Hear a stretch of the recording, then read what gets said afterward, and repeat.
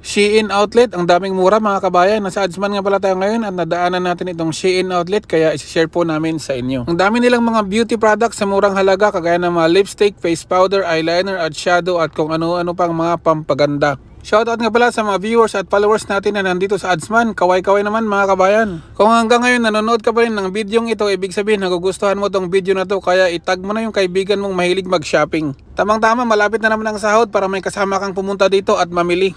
Kapag gusto ninyong pumunta dito, i-search lang niyo sa Google Maps ang Monza Shein Outlet para sa inyong directions. Affordable ang kanilang mga presyo mga kabayan, pero pasensya na at hindi ko ma-describe sa inyo ng maayos ang mga produktong ito kasi hindi naman po ako gumagamit ng mga bagay-bagay na to.